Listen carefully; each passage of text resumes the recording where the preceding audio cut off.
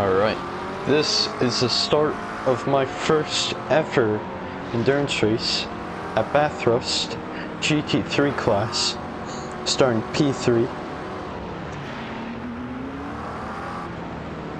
It's a fairly interesting start, I'd say, and a race foreign to me since I've never done one this long before. But lights out and away we go. The Ferrari is side by side with me, but I have that defensive inside line, and I outbrake him into the corner, and the Mercedes goes side by side with the Ferrari. I try to give the Mercedes my slipstream since it doesn't seem like he's in a situation where he can overtake me, but I hold that inside line, and they both go into the corner. The Mercedes taps my rear and he loses his front wing. So I still maintain P3, and it seems like I'm on my way to P2. Alright, still on lap 1, there's a bit of fine going up ahead. The Ferrari goes off, both of them go off, and I get the better of the Ferrari. I go right past him, and now I'm running second, looking for the lead of the race. And we're heading on to lap 2. We're on lap 3, we're on the straightaway. The Ferrari has my slip. He's been gaining on me, so I hold that inside line. He takes the outside line. But he just outbrakes me, and gets past me. So, still in a P3 position, pretty good. Here we are on lap 5. I'm going into this corner, but I miss my braking point and I go off. I go into the grass, slows me down a bunch, which allows this guy behind to catch up and go right past me. I'm no longer in a podium position, I'm in P4, but still a long way to go in the race. So.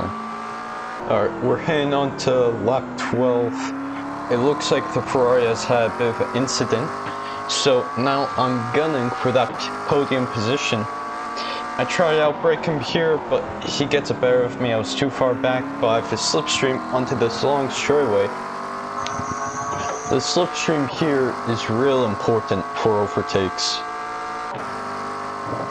I'm trying to see if I can make the most of his spin, but it seems like he's getting the better of me. This is the same lap. We're heading into this corner. The Ferrari loses his rear. I don't really know where to go.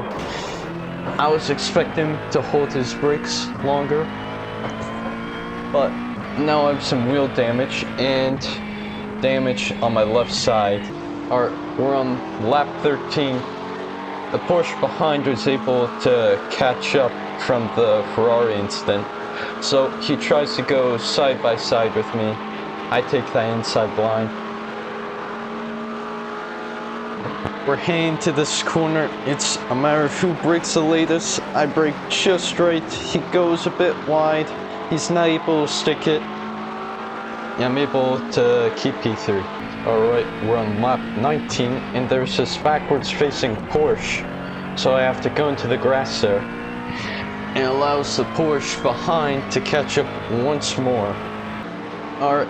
We're on lap 21. There's a group of 4 catch up on me because of the damages and the back markers up here. I try to get past them, but they just won't let me, which I hate because I really need to get past them. The car behind aims to make a move through this corner. I don't see him through my rear view, so I just turn it on him. But he gets the overtake.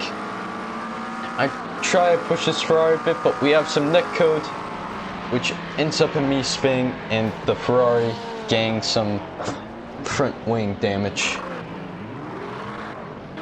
So I was told that without the optional repairs, there would be minor wheel damage. It was definitely way more than minor. so I had to come back in and get those optional repairs. We're on lap 23. I'm in P26. I'm just fresh out of the pits. I'm a back marker here, so in this corner, I try to let him by going wide.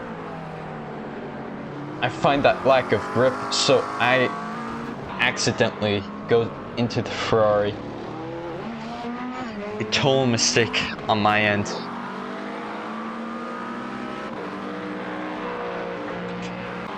So afterwards of that collision, I have to come back into the pits for repairs.